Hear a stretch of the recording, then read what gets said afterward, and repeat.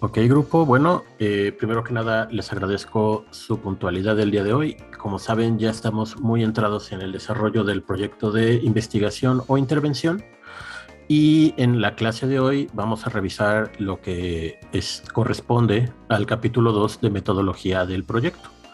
Esta sección es, digamos, la más integral o la más crítica junto con lo que es el marco teórico, porque aquí es donde vamos a determinar qué es lo que vamos a estar trabajando durante los próximos 6 meses. Recuerden que en proyecto vamos a llegar únicamente al planteamiento de la metodología de nuestro trabajo, a realizar un cronograma de actividades y con ello pues vamos a hacer como todo el trabajo previo, la preproducción, por así decirlo, de este proyecto.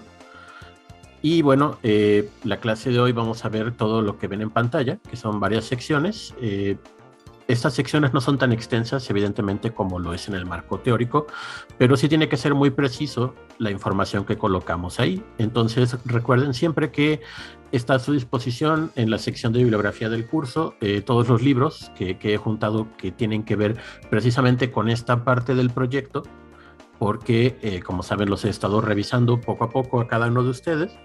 Y durante las revisiones, pues cada trabajo va a tener como una distinta aproximación, una forma distinta de concebir las variables de estudio y por ello, pues vamos pues, ¿cómo decirlo? A hacer aquí como una explicación general, pero recuerden que en las asesorías es donde vemos ya específicamente el trabajo de cada uno de ustedes. Aquí vamos a hacer únicamente una presentación de los diferentes tipos de diseño, pero ya una vez que trabajemos en la asesoría, esa cuestión de la elección y de cómo lo podemos llevar a cabo, pues ahí sí será como personalizado a cada uno de los proyectos que ustedes están realizando. Entonces, bueno, aquí en Construyendo el Proyecto de Investigación, sección Metodología, pues vamos a hablar de muchas secciones. Entonces, bueno, estén atentos. Recuerden que esta sesión se graba y será subida a el portal de Eminus para que lo puedan consultar ahí. Eh, Antes que nada, en esta sección, como saben, pues el trabajo metodológico a veces resulta complejo porque implica, pues, como encajar nuestra idea o nuestro proyecto o lo que hemos leído o nuestra propia ambición como practicantes de la psicología en formación. Esta parte es como, de alguna forma, una especie de prueba para cada uno de ustedes, en el sentido de que aquí, en esta materia y en este momento, es donde se va a decidir, pues, qué tan buen aprovechamiento tuvieron durante cada una de las experiencias educativas eje, tanto de las áreas como de iniciación a la disciplina, porque todo lo que estuvimos viendo en materias como instrumentación, en conocimiento, en la eje educativa, la social, la clínica y la organizacional, pues era muy parecido a esta cuestión de desarrollar una investigación o una intervención acerca de un tema relacionado, pues en aquel momento con cada una de las áreas, pero ahora con un tema que sea como de su elección.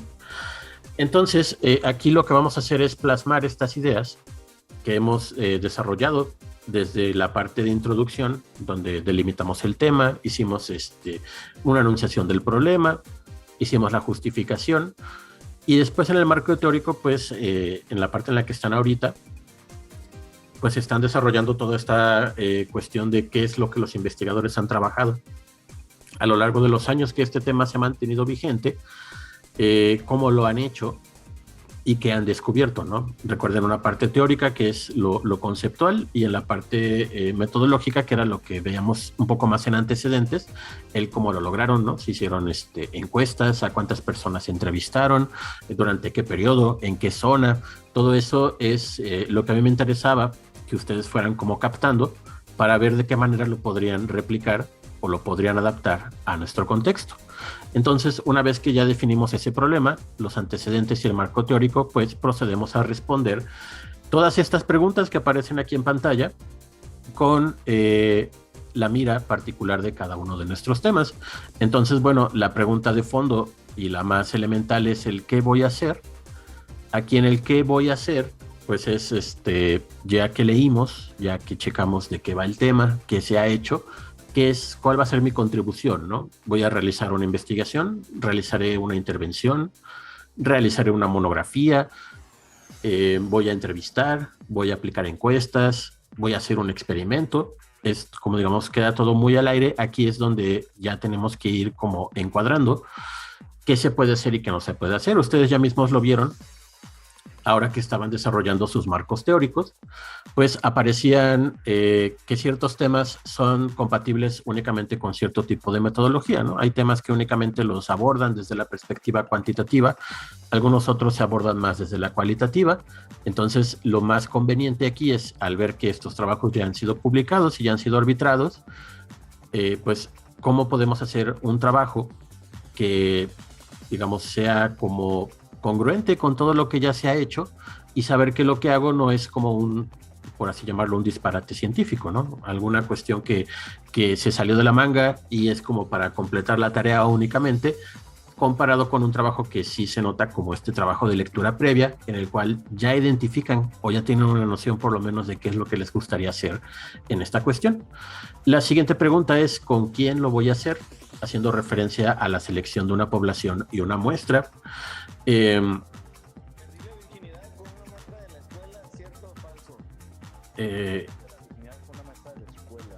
Se está metiendo un audio por ahí, por favor chequenlo.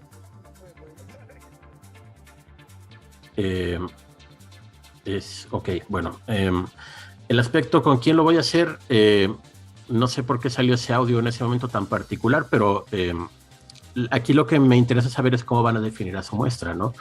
En qué rango de población, si van a ocupar hombres, si van a ocupar mujeres, si van a trabajar con niños, y lo que ello implica, obviamente, ¿no? Con un aspecto de consentimiento informado. Si quiero trabajar con personas mayores, de qué sexo, de qué edad, en qué condiciones, o que han sido o han experimentado algún tipo de situación que los vuelve como parte de los criterios que vamos a utilizar para incluir a las personas que van a participar en esta investigación. Aquí también, pues, dentro de esta reflexión que van a hacer, pues, pensar la dificultad que implicaría el tener acceso a esta población. Y por ello me refiero a cuestiones como desde preguntar a personas en la calle, ¿no? Así de manera aleatoria, cuestiones como tener acceso a alguna institución donde se encuentren las personas que nos interesaría pues interrogar o cuestionar. ¿Cómo serían los permisos? ¿Cómo tendría yo acceso a este lugar? Todo eso es lo que también se tiene que pensar dentro de este momento. ¿Cuándo lo voy a hacer?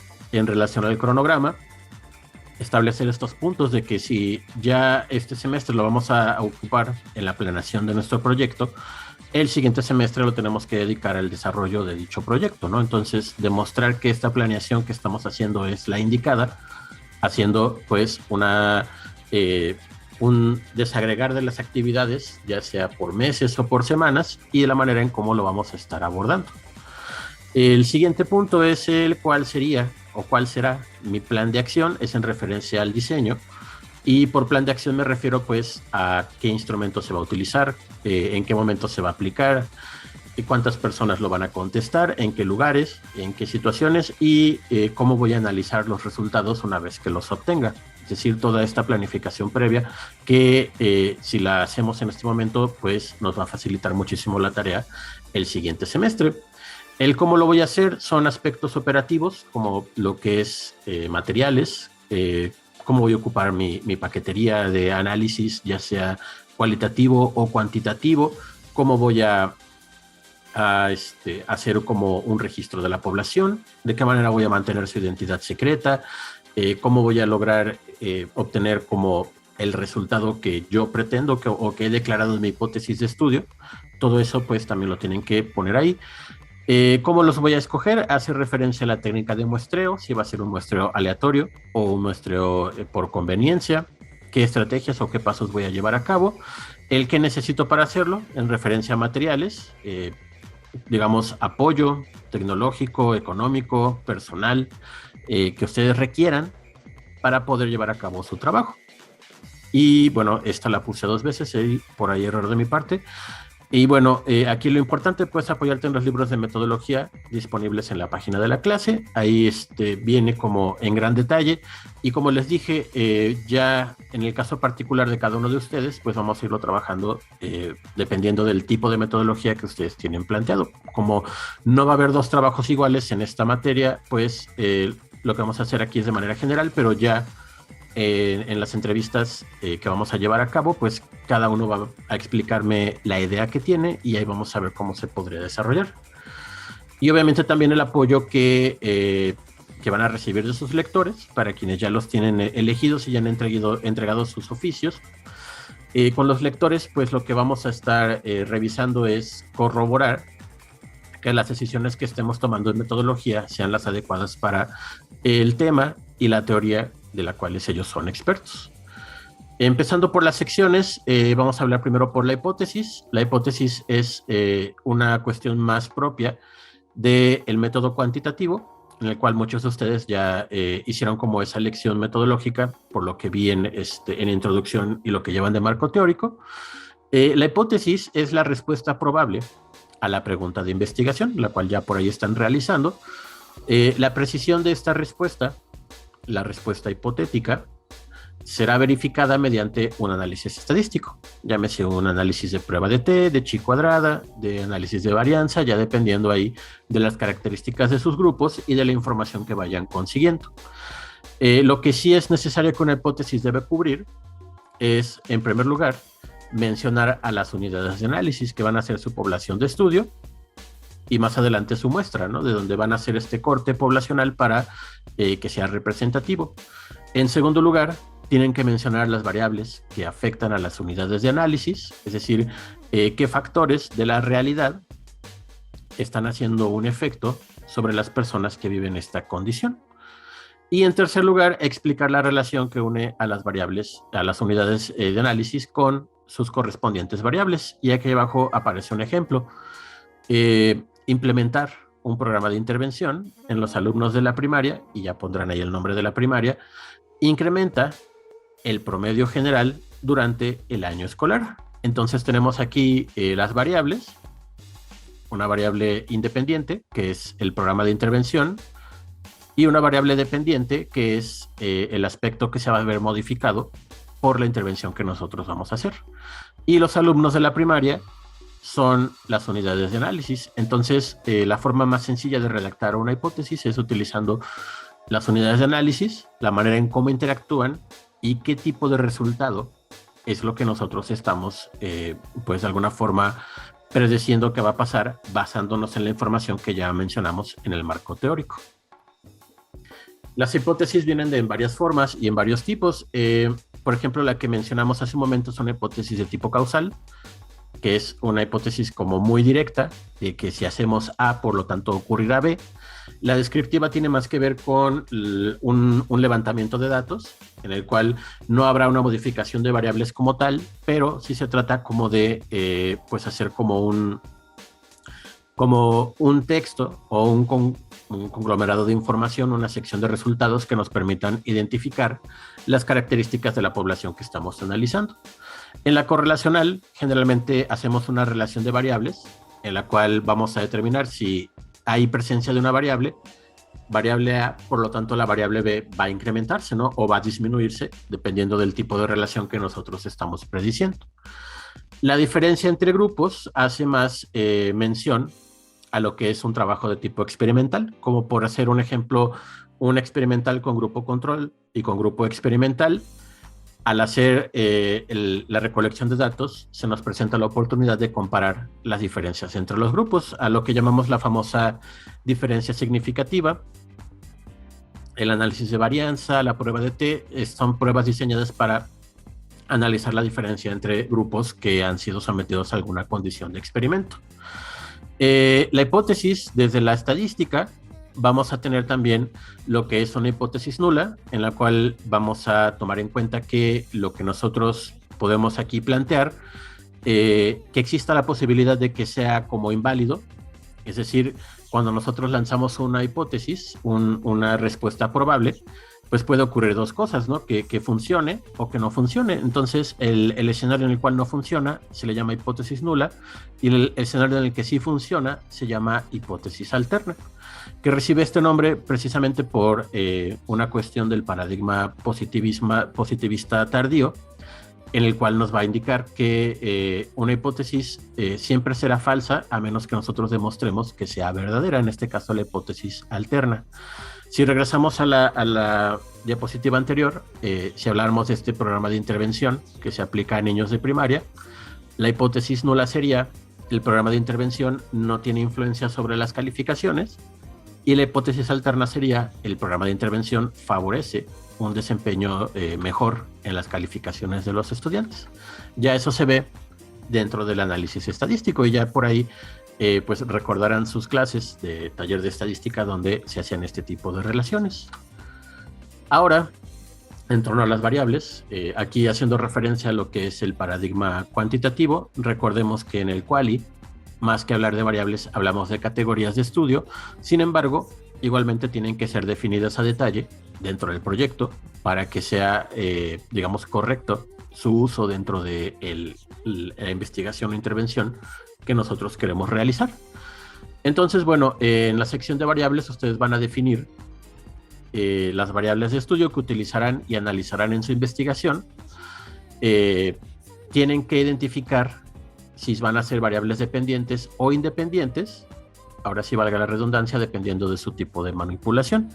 Si es una variable que es considerada como una variable de respuesta, entonces estamos hablando de una variable dependiente, que en este plano cartesiano se identifica con el eje Y. Esta es la variable respondiente, que va a incrementar o va a disminuir dependiendo del tipo de intervención o la manipulación que haga la variable independiente, que es la que aparece aquí abajo, que corresponde al factor o condición que es manipulada por el investigador o que es elegido por su influencia en la variable dependiente, y aquí se muestra como el eje X. En este ejemplo de lo que sería una hipotética sección de resultados, ponemos una hipótesis de estudio que es: a mayor número de horas de sueños al día, mayor será el desempeño académico del estudiante. Con esta hipótesis, que es una hipótesis de tipo correlacional, es decir, si sube una variable, la otra también tendría que subir. En este caso, el eje X indicaría las horas de sueño y el eje Y indica el desempeño académico.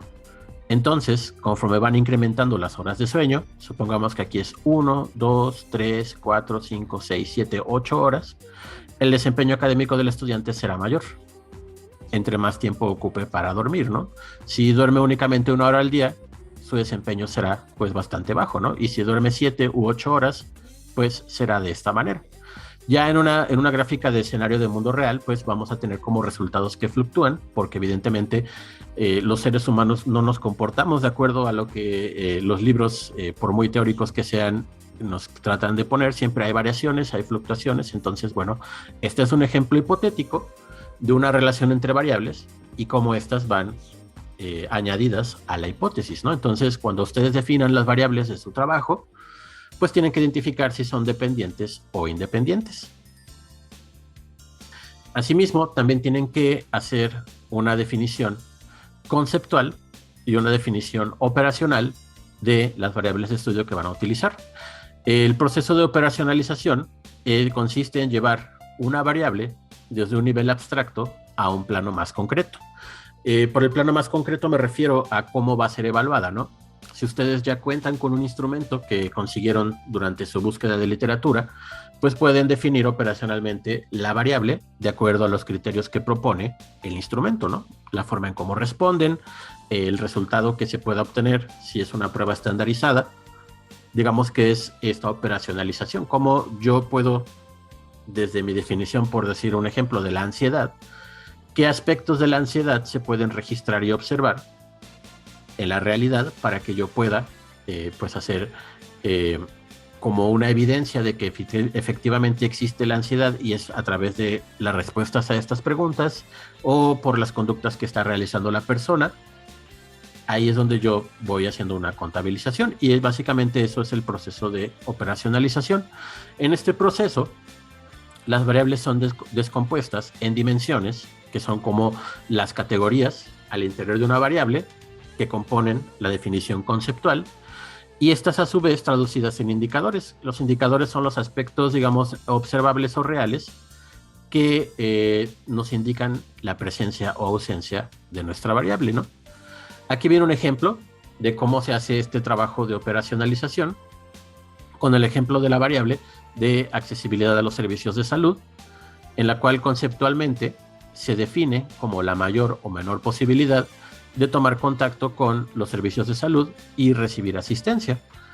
Es decir, qué tan proclive es una persona a ir al servicio de salud y qué factores están involucrados, ¿no? Aquí por factores me refiero a las dimensiones de la variable, y aparece en primer lugar la accesibilidad geográfica, y bueno, aquí aparecen cada uno un indicador por cada tipo de dimensión. En este caso, la dimensión accesibilidad geográfica, parte de la accesibilidad, es el tiempo medido en horas y minutos que tarda una persona en trasladarse desde su casa al centro de salud.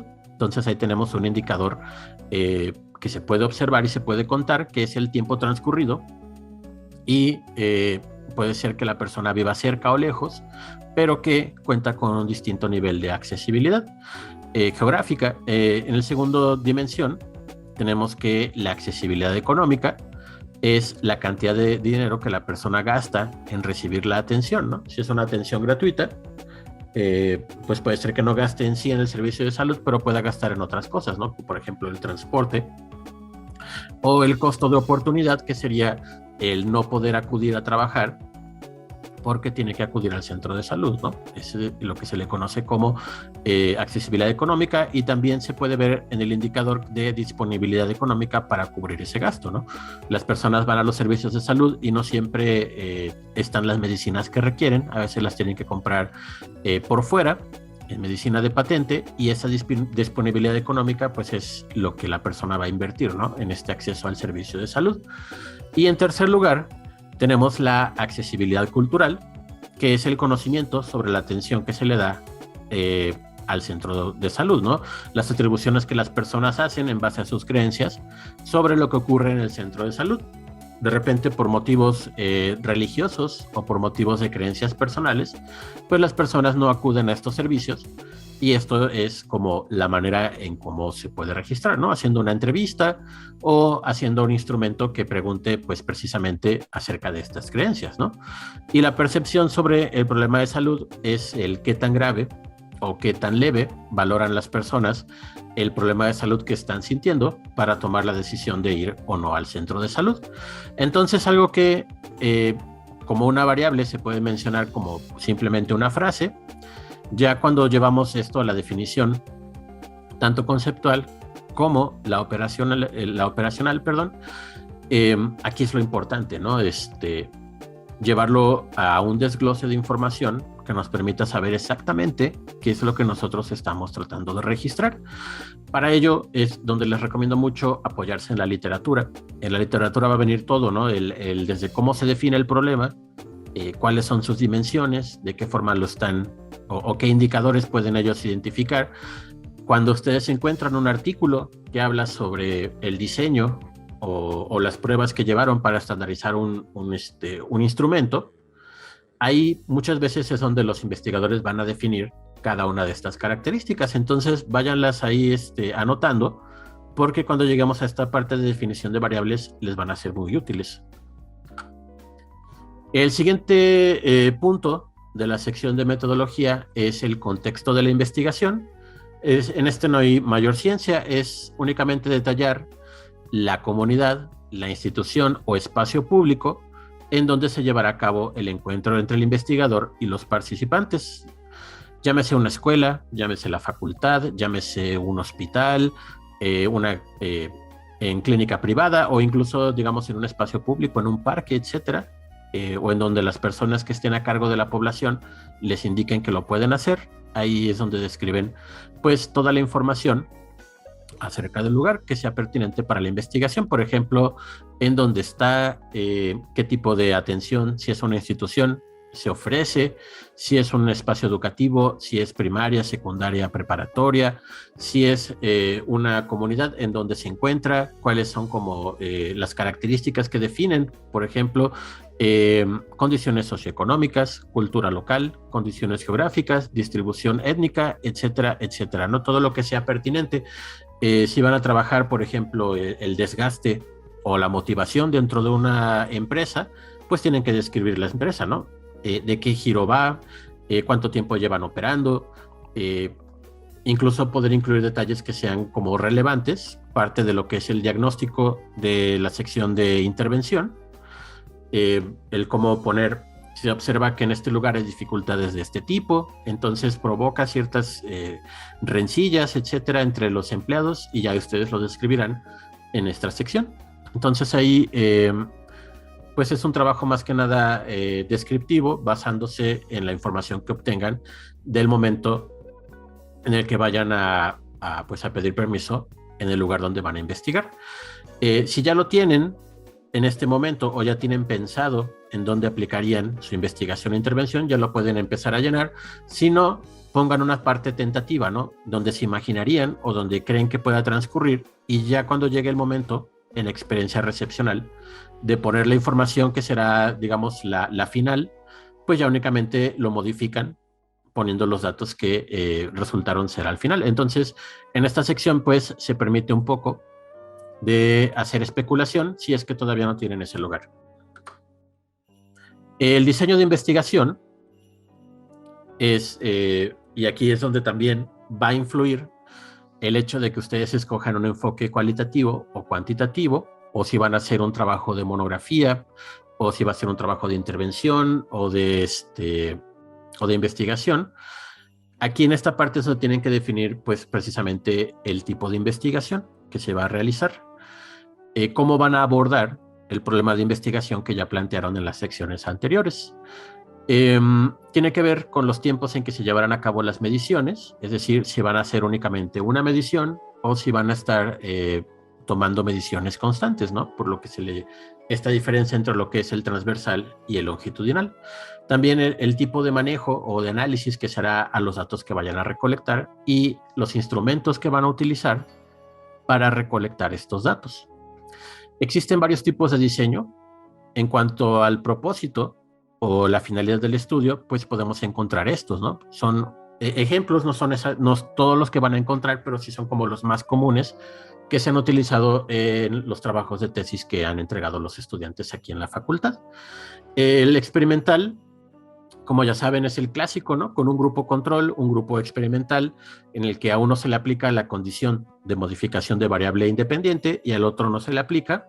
Se observan los resultados y se hace una comparación entre los grupos. El estudio de tipo correlacional se analiza dos variables que nosotros sospechamos están vinculadas de alguna forma, ¿no? Y mediante una prueba de correlación, la cual nos va a dar un resultado que va del 0.0 al 1.0, nos va a indicar qué tan fuerte es la relación entre estas variables, ¿no? Y el tipo de relación, una relación proporcional, cuando ambas variables suben o bajan, conforme una de ellas lo haga, y una relación no proporcional sería cuando si una sube, la otra baja. En cuanto a diseño transversal, el diseño transversal es uno que nos indica que nosotros vamos a la población de estudio y obtenemos información en un momento particular de su historia. Es decir, hacemos únicamente una observación y de esta observación tratamos de obtener la mayor cantidad de información posible. En este diseño no se pueden hacer comparaciones en tiempo, pero quizás sí entre grupos, ¿no? Porque no estamos viendo cómo el problema va a evolucionar con el tiempo, sino es como si tomáramos únicamente una fotografía del momento en el que nosotros hacemos el levantamiento de datos. El diseño descriptivo va no en torno a probar una hipótesis como tal, pero sí quizás con el propósito de tratar de conocer más acerca de la condición de la población de estudio. Entonces, en lo que se hace es como tratar de describir las condiciones en las cuales viven, las condiciones en las cuales el fenómeno pues los está afectando o los está beneficiando, dependiendo del tipo de tema que nosotros escojamos.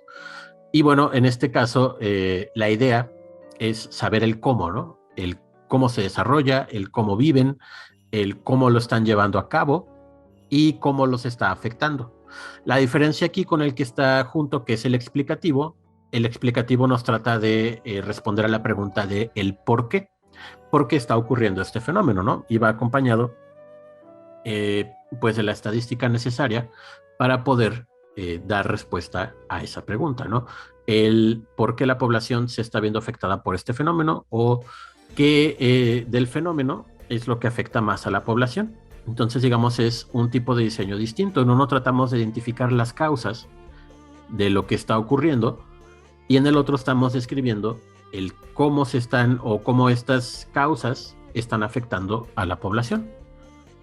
El diseño longitudinal, en contraposición al transversal, es un diseño en el que nosotros vamos a evaluar a la población en varios momentos. Lo mínimo serían 2 momentos, ¿no? Una al inicio y otra al final del estudio. En algunos estudios, cuando lo llaman de tipo longitudinal, es porque cuentan con los recursos necesarios para poder llevar su investigación a cabo durante un tiempo prolongado, ¿no? Desde llevarla a cabo durante, por decir, un tiempo corto de 6 meses, hasta llevar pues 1 año, 2 años, 3 años o más de una investigación. Hay unas que son como muy socorridas acerca del desarrollo de la infancia, en la cual los investigadores sí logran como llevar un seguimiento de una población, llámese de alumnos de una primaria, de un grupo en particular, durante todo el tiempo que llevan el desarrollo de su primaria, ¿no? Y ver cómo van cambiando a lo largo del tiempo. Estos diseños por lo general generan como una información muy buena, muy útil para explicar las problemáticas. Sin embargo, pues conllevan la cuestión de que toman mucho tiempo y con ello también pues muchos recursos, porque pues las personas y los investigadores tienen que estarse reuniendo constantemente.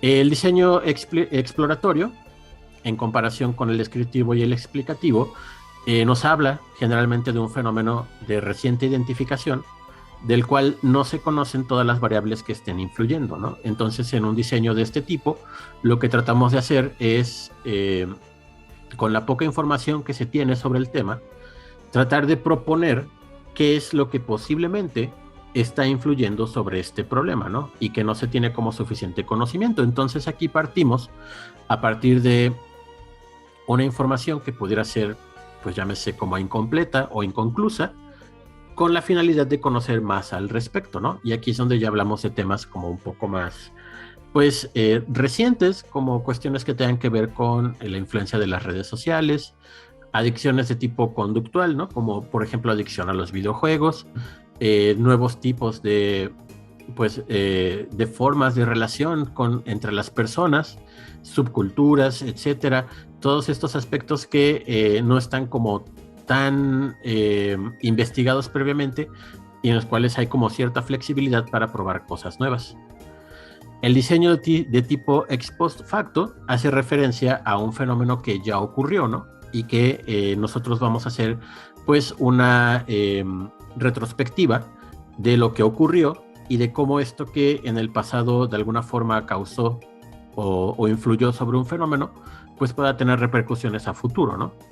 Aquí, si en los demás tipos de diseño estamos evaluando un poco lo que es el presente y el futuro, como con el longitudinal, en el ex post facto lo que analizamos es cómo el pasado influye en lo que vivimos en el presente.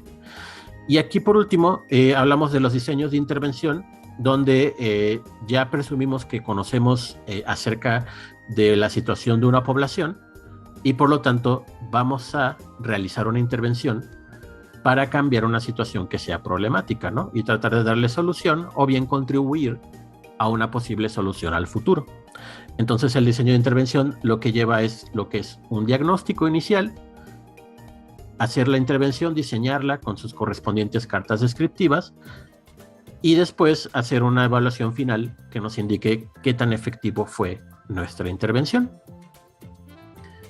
En cuanto al enfoque, que tiene que ver y parte directamente del diseño de investigación, aquí lo que vamos a hacer es argumentar las razones que nos llevaron a la decisión de optar por un enfoque cuantitativo, cualitativo o mixto. Los argumentos tienen que ser científicamente válidos para elegir un enfoque y estos pueden ser de varios tipos. Por ejemplo, la cantidad de información teórica acerca del problema de investigación. Puede ser que si es mucha información, se nos facilite, ¿no?, hacer una hipótesis o proponer una intervención o proponer algún tipo de diseño descriptivo. Si la información teórica es muy escasa, podemos optar por un diseño de tipo exploratorio. Y quizás antes de empezar a diseñar un instrumento, puedo pensar en hacer una entrevista, ¿no? Sobre cuestiones que todavía no están como completamente, pues digamos, basificadas en la teoría, pero que son como pistas o lineamientos que puedo yo utilizar para una investigación de tipo exploratoria. O si bien los vacíos de información sobre el tema requieren descripciones profundas directamente de la población de estudio, que es lo que yo decía, que al no tener tanta información, pues vamos directamente a entrevistar a la población y ellos nos platicarán qué es lo que está ocurriendo, ¿no? Y con eso empezar a complementar la teoría que en su momento pues está incompleta. Esto con respecto al enfoque. Otros aspectos que influyen en la decisión de que si va a ser quali o quanti es la disponibilidad de la población de estudio, si se cuenta con la posibilidad de reunir a varias personas en un lugar o únicamente con contacto a distancia, como es lo que ha ocurrido recientemente con la pandemia. Muchas veces únicamente se hacía como una escala o un instrumento y se mandaba pues a través de internet para que las personas que fueran parte de la investigación lo contestaran o lo contestaran también libremente, ¿no? Podemos también, aparte de esta disponibilidad, escoger si vamos a hacer una entrevista grupal o si se va a hacer una aplicación masiva del instrumento o si vamos a tener que hacerlo de manera individual, dependiendo de la idea que nosotros tengamos inicialmente. La disponibilidad de instrumentos de evaluación validados para abordar el problema de investigación. Si ya existe un instrumento que esté validado en nuestro país o al menos en una región, digamos, hispanohablante, pues podamos ahí argumentar el por qué se utiliza este instrumento. Si en cambio nuestro tema no hay como tal un instrumento o los instrumentos actuales no me convencen por la forma ya sea de preguntar, ¿no? O por el tipo de pues el lenguaje que utilizan, etcétera, pueden optar también por diseñar uno propio. Obviamente eso también conlleva pues una serie de decisiones y de trabajo que pues tendrían que hacer para poder llevar a cabo con este tema. Precisamente es en este punto donde a muchos estudiantes les digo la frase de que no se metan en una camisa de 11 varas, por escoger, por ejemplo, aspectos como una población que sería difícil de conseguir o un tema del cual no se sepa tanto al respecto. Es decir, ese tipo de decisiones pues nos comprometen a que tengamos que diseñar esos aspectos que la teoría pues todavía no ha encontrado, ¿no? O que no se encuentran con la suficiente explicación. Es muy enriquecedor, sí, porque ahí hacemos el trabajo científico completo, que es como el proponer, el comprobar y el validar lo que nosotros estamos tratando de observar. Pero, digamos, es dependiendo del tipo de tema y de la decisión que nosotros llevemos a cabo, la dificultad que pueda tener esto más adelante, ¿no? Quizás en un momento digamos, sí, en un futuro todo va a cambiar y va a ser mejor. No necesariamente, ¿no? Entonces, váyanlo pensando como el qué pasaría, ¿no? Y con esto me refiero a pensar en distintos escenarios, en cómo se podría desarrollar si las cosas fluyeran muy bien o si hubiera alguna dificultad que nos impidiera más adelante pues el desarrollo del proyecto. A lo que voy con todo esto es que la complejidad es buena porque entre más complejo es un trabajo, digamos, es más rica la calidad de su información, obviamente si se lleva a cabo de la manera correcta. Sin embargo, el nivel de compromiso y sobre todo el tiempo, que recuerden que son a partir de la conclusión del proyecto, que va a ser pues de aquí a mayo, principios de junio, van a tener 6 meses, que es el próximo periodo, para realizar todo lo que aquí estén planeando, ¿no? Entonces, para evitar la situación de que de repente ya no me gustó el proyecto y voy a empezar uno de cero, aquí es el momento donde se toman esas decisiones clave, ¿no? Entonces, piénsenlo bien, recuerden las asesorías, yo estoy como para ayudarlos en esta decisión, y también lo pueden consultar con sus lectores, ¿no? Porque pues somos quienes ya tenemos experiencia en este tipo de trabajos, entonces que lo lleven pues de una manera adecuada y con un nivel de trabajo que sea manejable, ¿no? Sobre todo si piensan todavía inscribir materias en el siguiente semestre. Aquí les hago un pequeño compendio de técnicas de investigación o técnicas también abajo de experimentales o de intervención, que son como las más utilizadas en cada uno de sus ramos, ¿no? Por ejemplo, en el lado de técnicas de investigación, Tenemos del tipo cuantitativo a la observación, al uso de un test psicométrico estandarizado o un instrumento con la palabra clave aquí estandarizado, es decir, que ya esté validado, un instrumento diseñado para la investigación, es decir, diseñado por ustedes, y el sociograma, ¿no? Que son como este tipo de instrumento que nos va a indicar el grado de cercanía o lejanía de los miembros de un grupo. Del lado cualitativo, tenemos la entrevista y en sus distintas modalidades, que es estructurada, semiestructurada o abierta, que va a ser pues el tipo de discurso que vamos a obtener. Si lo hacemos muy estructurada, va a ser uno muy específico. Si lo hacemos semi, pues las personas tienen como cierta oportunidad de poder explicar a profundidad su tema, o una entrevista abierta en la cual la persona pues tiene que describir a gran detalle la situación que está viviendo.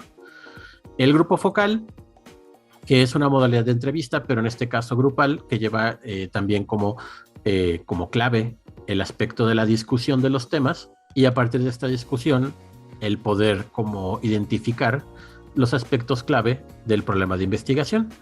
El análisis de contenido se realiza a contenido escrito, audiovisual o interactivo que tenga relación con el tema de investigación. Es decir, vamos a meternos a ver notas periodísticas, libros sobre el tema, videos, audios, todo aquello que tenga que ver con un problema de investigación y que obviamente tengamos como los medios para obtenerlos, ¿no?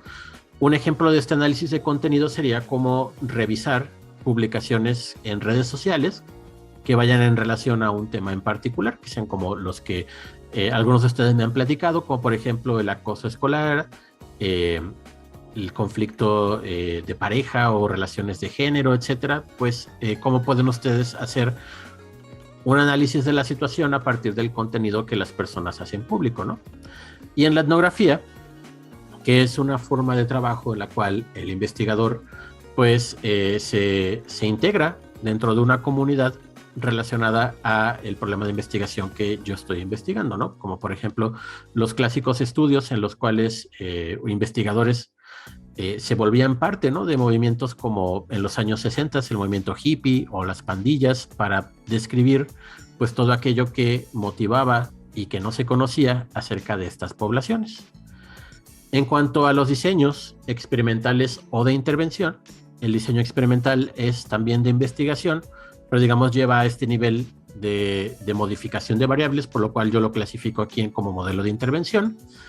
En los experimentales tenemos el experimento puro, en el cual tenemos un grupo control y un grupo experimental, y a uno se le aplica una prueba y al otro no se le aplica, para observar las diferencias entre ambos. Y el cuasi experimental es un diseño en el cual se utiliza un solo grupo, ¿no?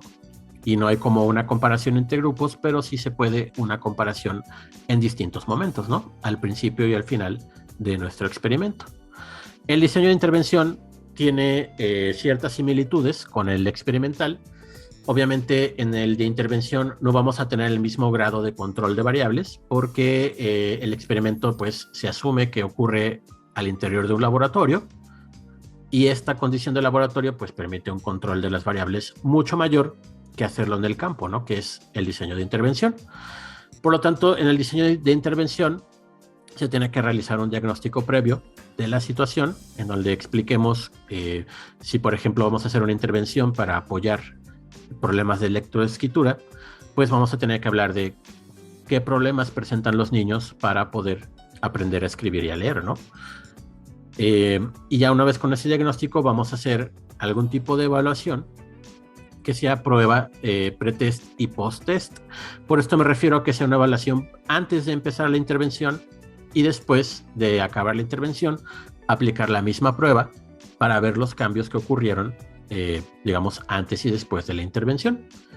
Muy parecido al diseño del cuasi experimento. Obviamente la intervención, la diferencia principal es que se realiza en el mundo real o en una aplicación de campo, que pues vaya, si viene siendo lo mismo, en lugar de que sea el dominio de laboratorio donde se controla las variables, en el campo pues únicamente podemos controlar la calidad de nuestra intervención, más no las variables externas. Entonces eso es algo que hay que tomar en cuenta también al momento de tomar esta decisión. El siguiente punto son, una vez que ya se tiene el enfoque, una vez que ya se tiene como una idea de qué tipo de intervención o qué tipo de investigación voy a hacer, el siguiente punto es definir los instrumentos y técnicas de evaluación o de intervención que yo voy a aplicar. Entonces, lo que explicamos a detalle en esta parte es la forma en cómo está diseñado el instrumento, ¿no? Cómo se contesta, cómo se califica, cómo hay puntuaciones o cómo se codifica la información, y también qué variables y cómo se están evaluando a través de las preguntas del instrumento. Otros puntos son si fue diseñado para la investigación, es decir, si ustedes hicieron un instrumento nuevo, o bien si fue tomado de alguna fuente, cuántas preguntas contiene, las categorías o variables que se pretenden evaluar, la forma de administración de este instrumento y la confidencialidad de los datos, ¿no? Cómo es que mantuvimos en el anonimato las identidades de las personas que vamos a evaluar. En el caso del trabajo de intervención, lo que tenemos que definir es la programación, es decir, las cartas descriptivas, en qué momento voy a hacer qué tarea y cómo lo voy a llevar a cabo, las etapas y las acciones específicas que componen a la intervención en forma de cartas descriptivas. En los libros que yo les estoy poniendo en la sección de bibliografía vienen como ejemplos de cómo se hacen estas cartas descriptivas para ir tomando el que ustedes crean más adecuado al tipo de intervención que piensan realizar. La decisión de la muestra y los participantes, aquí lo que vamos a hacer es detallar las características relevantes para la investigación de la población de estudio y los criterios que vamos a utilizar para seleccionarlos. Esto se le llama criterios de inclusión y de exclusión. Vamos a decir qué características tiene que tener una persona para ser parte de la investigación y qué características serán usadas para filtrar a personas que no vayan dentro de nuestra población. Llámese un criterio de edad o de pertenecer a cierto grado escolar o de ser de conocer el fenómeno cara a cara. Ya ustedes lo irán decidiendo dependiendo de la situación en la que ustedes, o el lugar donde van a intervenir o investigar, y también lo que les diga la teoría, ¿no? Obviamente, si ustedes van a trabajar con niños y adolescentes, pues una persona mayor de 18 o 19 años ya no quedaría en su investigación. Entonces sería un criterio de inclusión tener por decir algo, de 7 a 14 años, ¿no? Y quienes sean mayores o menores de esa edad, pues quedarían fuera de la investigación.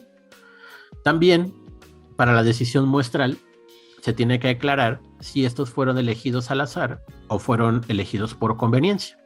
Si se realizó un cálculo de la muestra representativa, también de los requisitos que cada participante tiene que cumplir para ser parte de la investigación, lo que mencionaba hace un momento, y también cómo van a ustedes a elegir o dar de baja a un participante. Yo les pongo aquí en esta liga de cuestionpro.com, calculadora de muestra, es un sitio web que tiene la función de calcular la muestra representativa de un lugar. Aquí viene también como una descripción bastante informativa de cómo ir definiendo la muestra de mi investigación. Y de hecho tiene aquí como pues un sistema en el cual responden a preguntas de manera automatizada sobre el tema que yo quiera hacer, ¿no? Sobre todo cuando vamos a hablar de algún tipo de muestreo en particular, llámese ya estas estrategias un poco más avanzadas como el muestreo por conglomerados o por racimos, vienen ya como datos como qué tomar en cuenta para realizar este tipo de muestreo. Y en este de acá aparece la calculadora del tamaño de muestra, que es una aplicación, y abajo nos muestra cómo utilizarla, y vienen aquí como otros detalles que hay que tomar en cuenta. Si por ejemplo aquí en cuanto a nivel de confianza nos explica qué es el grado de seguridad, que los datos son representativos de toda la población, es un parámetro estadístico y viene como en dos opciones, que es del 99% y del 95%. El 95% es considerado aceptable por la comunidad estadística. El 99% es como el considerado el ideal, que generalmente pues implica una muestra más grande, ¿no?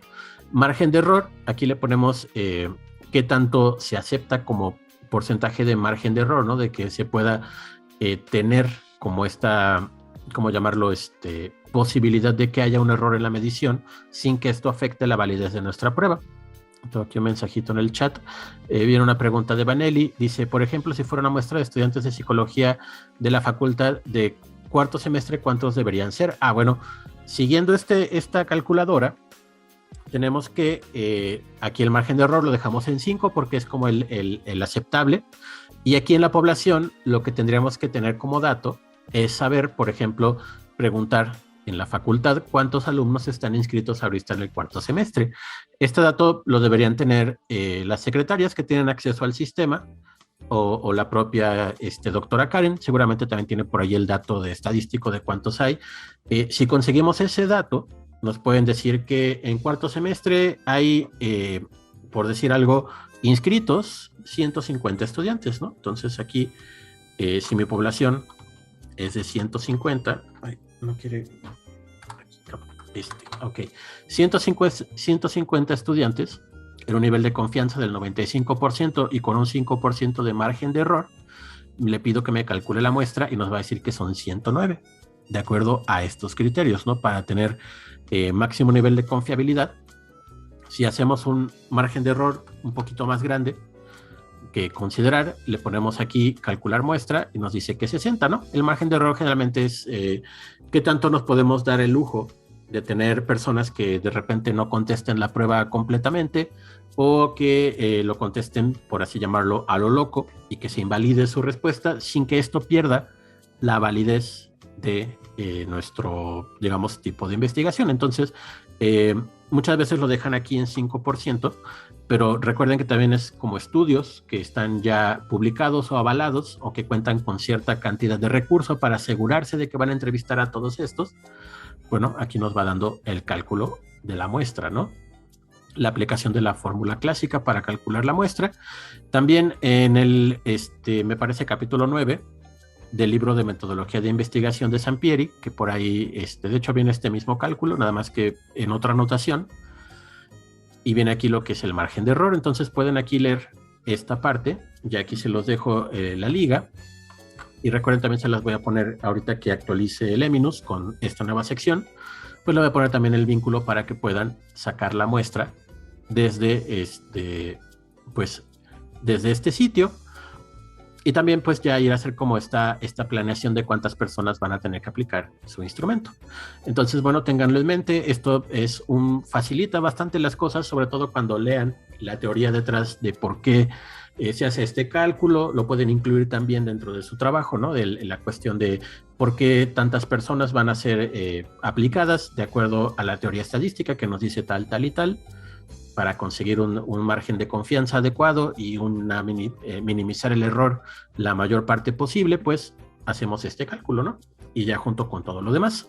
Entonces, bueno, es www.questionpro.com/es calculadora de muestra .html. Y bueno, ya saben, ahí en el Eminus van a tener como la liga un poco más directa para que lo puedan consultar ahí mismo. Selección de muestra, aquí se describe si se utilizó un procedimiento específico para calcular el tamaño de muestra, por hacer el cálculo de acuerdo a la página, si se hizo un muestreo estratificado. Un muestreo estratificado es como si en una institución hay como grados o jerarquías. Por decir algo, si yo fuera una escuela de estas en el que en la misma instalación hay primaria, secundaria y bachillerato, un estrato sería la primaria, la secundaria y el bachillerato. Entonces, dentro de cada uno de estos estratos se hace como un muestreo para saber a quiénes se les va a aplicar. Y el muestreo por conglomerados es que al azar se eligen como cantidades grandes de personas que pertenecen a uno de estos estratos para alcanzar la representatividad de la muestra seleccionada. Entonces, si ustedes, por ejemplo, hacen el cálculo de la muestra poblacional y pueden como entrevistar o más bien aplicar el instrumento a esa cantidad de personas, pues ahí digamos que están cumpliendo con la representatividad. Entonces les facilita en ese sentido que a la hora del análisis estadístico pues alcancen un resultado más significativo. El apartado de selección de muestra es sumamente importante para el caso del trabajo cuantitativo. En el cualitativo también tienen que determinar cómo llevaron a cabo la selección de la muestra. Y generalmente en el cualitativo se va a optar más que nada por el tipo de muestreo a conveniencia o por el muestreo llamado bola de nieve. El muestreo de bola de nieve es uno en el cual una persona que entrevistamos nos puede llevar a otra que conozca, que viva la misma condición o que conozca sobre el fenómeno, digamos, recomendado por uno de los entrevistados. Entonces uno nos lleva a otro y así sucesivamente. Por eso lleva el nombre de bola de nieve. Sin embargo, este muestreo, obviamente no hay ningún tipo de aleatoriedad. Es decir, es un muestreo pues prácticamente dirigido, ¿no? Porque vamos a entrevistar a una persona y a sus conocidos que no tienen mucho que ver con lo aleatorio o el azar. Sin embargo, va muy dirigido a que vamos a saber exactamente sobre el tema. Entonces se utiliza más en el ámbito cualitativo. En el ámbito cuanti se utiliza la fórmula y se busca que haya como cierta aleatoriedad. Por ejemplo, si viéramos aquí el caso que nos decía Vanelli, que es con respecto a los estudiantes de cuarto semestre, el siguiente paso, una vez que ya sé cuántos son de cuarto semestre y cuántos hay que entrevistar para que sea representativo, tenemos que tener como una lista de cuáles son todos, ¿no? Y sobre esa lista podemos hacer como el clásico sorteo, que es como el sombrerito donde sacan un número, o hacerlo ya más tecnológico utilizando lo que se le llama una herramienta de números al azar. Entonces, en esta herramienta de números al azar, podemos darle a cada estudiante un número, como si fuera una lista, y le pedimos a la aplicación de números al azar que nos diga de este número de personas que van del 1 al 100, por decir algo, dime si tengo yo 200 estudiantes y tengo que entrevistar a 60 o a 100, dame los números de esos 60 estudiantes para que yo escoja cuáles van a ser, ¿no? Entonces ahí la máquina o el algoritmo del azar se determina cómo hacer esta selección. Entonces yo busco a las personas que ya han salido seleccionadas para aplicarles el instrumento. De esa forma, digamos, que es como lo que, dentro de las posibilidades que tenemos, lo más que se puede hacer para cubrir este aspecto de lo aleatorio, ¿no? Claro que en la vida real pues siempre hay como ciertos detalles que pues de alguna forma modifican, ¿no? Que es el famoso margen de error. Por ejemplo, de que si de repente me parece de esta lista de 100 chavos y me toca al azar el número 33, si este número 33 ese día de la aplicación no fue, o resulta que se dio de baja o no quiso contestar, pues ya incrementa ahí nuestro margen de error, ¿no? Digamos que de alguna forma hacemos lo posible por controlar todas las variables, pero siempre encuentran como, ya sea desde la teoría del caos incluso, la manera en cómo siempre va a haber este error de medición.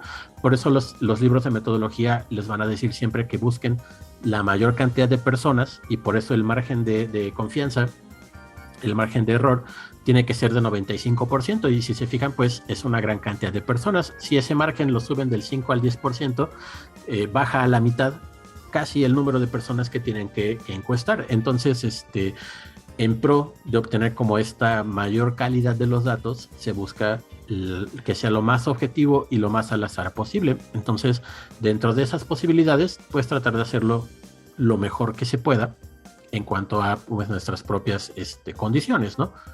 Muchas veces sí se va a poder, pero otras sí se va a ver como cierta dificultad para lograrlo. Entonces, pues hay que tomarlo en cuenta a la hora de diseñar toda la metodología. El punto siguiente aquí de metodología que vamos a hablar es el de materiales. Materiales es bastante sencillo, ¿no? Únicamente hay que describir aspectos como el equipo de cómputo utilizado para realizar la recolección o análisis de datos, ¿no? Si hacen una encuesta en línea, tienen que explicar si usaron una plataforma como la de Google, Google Forms o Microsoft Forms, u otras como tipo el SurveyMonkey, etcétera, etcétera. Hay unas más especializadas, hay otras como más generales. Tienen que explicar el por qué la decisión de tomarlo, ¿no?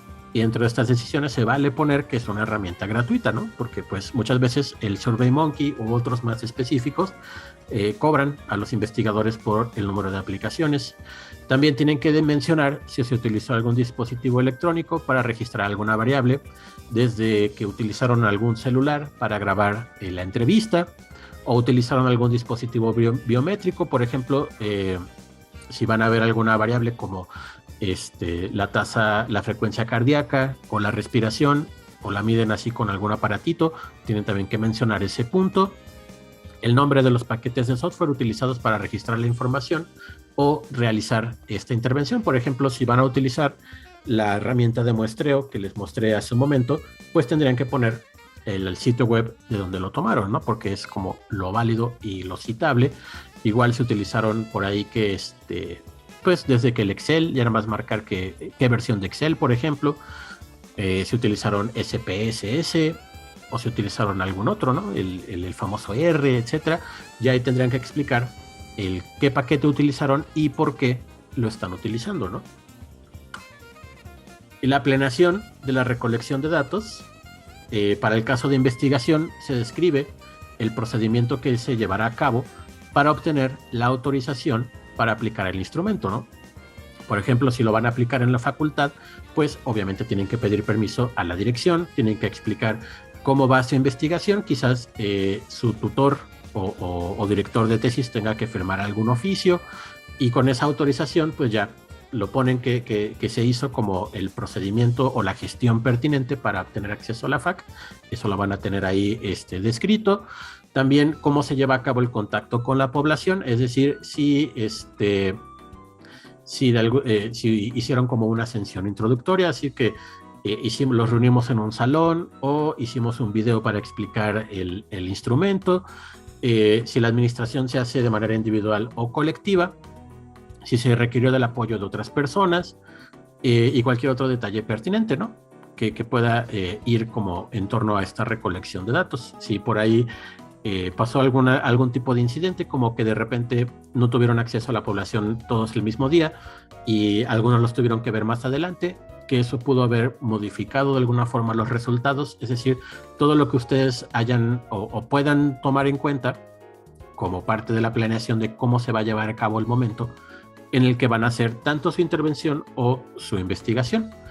Para el caso de intervención, se planean las sesiones en las que se llevará a cabo el proyecto con las respectivas actividades, objetivos y materiales que conllevaría el realizarlos. Tienen que explicar si, por ejemplo, es una intervención en la cual van a hacer 3 momentos o 3 sesiones. De esas 3 sesiones, ¿qué va a haber en la 1? ¿Qué va a pasar en la 2? ¿Y qué va a pasar en la 3? Y todo lo... pues digamos con tiempos, ¿no? Que si cada intervención o sesión va a durar 1 hora, que en ese espacio de 1 hora, ¿qué es lo que vamos a estar haciendo, ¿no? Es decir, primero nos presentamos, después hacemos como que un contexto, después aplicamos las estrategias de intervención y finalmente hacemos un cierre, ¿no? Esas etapas las tienen que ir desglosando en la sección de planeación. Y bueno, obviamente van a ir modificando los títulos de cada sección dependiendo si su trabajo es de investigación o de intervención. En este caso de estrategias de análisis de la información, aquí para investigación más que nada, se mencionan y se describen las estrategias de codificación de los datos, es decir, cómo lo pasaron de una base de datos al programa estadístico, qué metodología utilizaron. También, en caso de haber realizado el instrumento, si se llevó a cabo algún tipo de validación, si se hizo algún tipo de juicio de expertos para saber si las preguntas estaban bien planteadas, también se pone en esta sección. Y para estudios cuantitativos, el análisis estadístico que se va a realizar, ya sea un análisis comparativo, un descriptivo o uno de correlación. Y en el caso de los cualitativos, mencionar las estrategias para categorizar e interpretar la información. Por ejemplo, si van a usar análisis del discurso, si van a utilizar la teoría fundamentada o un análisis semiótico. Para saber más sobre estos tipos de análisis, les recomiendo mucho que se dirijan a la sección de bibliografía y chequen uno que es sobre técnicas de estudio cualitativo, que es muy bueno para describir cada una de estas partes. Entonces, se pueden agarrar de ahí si piensan hacer como entrevistas, para describir la manera en cómo van a llevar a cabo las entrevistas y cómo van a analizar la información que van a obtener de dichas entrevistas. También vamos a tener una declaración de ética en donde van a mencionar los lineamientos de ética que van a seguir a lo largo de su investigación, llámese la privacidad, la integridad, la dignidad y la confidencialidad de los datos de las personas, es decir, que las personas no se sientan ni vulneradas ni que se está violando su privacidad y obviamente su dignidad, ¿no? Tienen que tomar mucho en cuenta esos principios al momento de hacer esta planeación de la investigación. Generalmente en los trabajos que nosotros realizamos, que son como entrevistas o aplicación de instrumentos, lo que más que tenemos que cuidar es que las preguntas o los cuestionamientos que hagamos sean comprendidos por las personas y que no se sientan ni vulneradas ni ofendidas por lo que nosotros estamos preguntando. Si en caso de que la persona, y por eso es necesario a veces hacer un pilotaje previo, sobre todo si estamos haciendo un instrumento nuevo, hacer siempre una prueba previa de cómo las personas se van a tomar las preguntas que nosotros les hagamos, ¿no? Si se lo van a tomar a bien y las contestan sin ningún problema, pues adelante, ¿no? Pero si de repente empieza a haber como cuestionamientos de que no comprendo o no me gusta lo que está preguntando esto, pues ver la manera en cómo modificar esos ítems.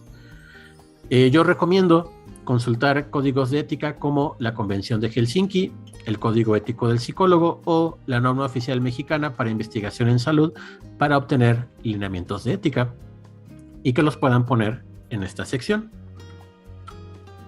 Y finalmente, la sección de cronograma va al final del capítulo 2, metodología, y digamos que es como parte de lo que concluye lo que es el trabajo de lo que es proyecto de investigación. En este ejemplo que yo pongo, pues lo pongo por semana y mes, y van aquí los meses, ¿no? Pensando que es para el semestre de agosto, enero, o sea, el siguiente, y el número de semanas que van a transcurrir y qué actividades se van a estar realizando durante este periodo, ¿no? Que es como desde reforzar componentes conceptuales de la tesis, en caso de que su lector les pida o director algún tipo de modificación, dar un tiempo para ello, después hacer el análisis de datos cualitativos, ir desarrollando las discusiones y resultados de la tesis. En este caso, redactar un artículo de investigación no va a ser el caso de ustedes, sino que tienen que ver más que nada con cómo van a realizar esta investigación, ¿no? Cuánto tiempo van a dedicar a buscar a la población, cuánto tiempo van a dedicar a la aplicación, cuánto tiempo van a dedicar a analizar y a sacar resultados, y al final lo que vendría siendo la presentación final de la tesis, ¿no? Entonces, este es únicamente un ejemplo, pueden hacerlo a su manera. En el archivo del formato del trabajo de proyecto viene también otro ejemplo. Pueden utilizar cualquiera de los dos o uno que ustedes desarrollen de acuerdo a a la manera en cómo tienen esquematizado realizar su tesis. Y lo que es la sección de anexos corresponde a copias del instrumento utilizado, oficios de consentimiento informado, autorización para iniciar la investigación o intervención y cualquier otro texto o documento relacionado a la investigación que no pueda ser incluido en cualquier otra de las secciones. Ya desde ahorita pueden empezar a encontrar estos anexos, sobre todo con la parte del instrumento. Si encuentran instrumentos que ustedes consideren que puedan aplicar a futuro, pues los pueden ir recopilando para poder ponerlos en esta sección. Y ahora sí, ya por último, bibliografía o referencias se presentan en orden alfabético y en formato APA. Por ahí recordarán que los programas que les pasé para que puedan hacer pues la esquematización de las citas y de las referencias dentro del texto, les recomiendo también que los chequen para que puedan pues hacer un poco más ágil este proceso. Y pues básicamente eso es todo con respecto a la sección de metodología, todo lo que se tiene que incluir. Nuevamente, como les mencionaba yo hace un momento, pues cada trabajo va a ser diferente, cada trabajo va a tener como su propia manera de esquematizar esta sección. Por eso les pido que pues no se pierdan de las asesorías, porque ahí vamos a estar trabajando todo eso. También recuerden que con los lectores el compromiso es por lo menos 2 sesiones de asesoría. En una de estas sesiones pueden también plantearle lo que se requiere en esta sección de metodología para que ustedes, bueno, en conjunto con su lector, pues puedan hacer una estrategia para poder levantar y analizar estos datos. No sé si tengan alguna duda, grupo, sobre lo que acabamos de ver en la clase de hoy.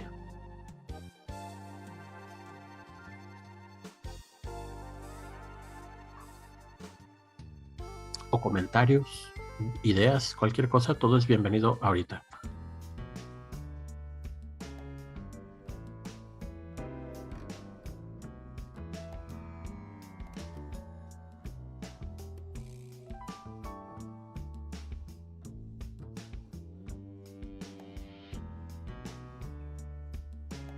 Ok, de mi parte no, dice Vanelli, y Carolina dice muchas gracias. Pues bueno, chicos, pues por el día de hoy sería todo de mi parte. Recuerden por ahí, los que todavía están de las actividades que faltan, recuerden que pues como tal no hay una fecha de entrega hasta ahorita. Recuerden, cuando nos den fecha de examen, ahí sí se tiene que entregar ya todo el proyecto completo, junto con pues hacer como la presentación real del mismo, la cual vamos a hacer, estoy planteando todavía si se va a hacer en vivo o si va a ser grabada, para que pueda yo ver pues una exposición similar a la que se hace en experiencia recepcional sobre el tema de estudio, para que podamos hacer la evaluación final. Los que tengan igual dudas ya más particulares de su proyecto, voy a estar yo mañana y pasado mañana respondiendo en pues los horarios que puse para que se registren. Igual, para quienes acaban de llegar, les paso aquí el formato de Google para que se puedan registrar en la clase de hoy. Y esta clase la voy a tener ya subida en el transcurso de la semana. Todavía no les digo exactamente qué día, porque tengo como muchas cosas que estar ahí esquematizando. Y pues nada, ya nos veríamos el día de mañana y pasado mañana ya en la sección de dudas sobre marco teórico. Los que tienen todavía introducción, que les falte algo, también se pueden venir a platicar. Y bueno, la idea es que todos podamos concluir pues el trabajo de manera satisfactoria. Dicho eso, de mi parte nuevamente es todo. Les deseo un excelente lunes y pues continúen con sus proyectos y avancen lo más que puedan durante esta semana. ¿Ok? Gracias, profesor. Muchas gracias, profesor. Gracias, profe. Gracias a ustedes por su puntualidad y por el compromiso. Gracias. Gracias, hasta luego, profe. Gracias.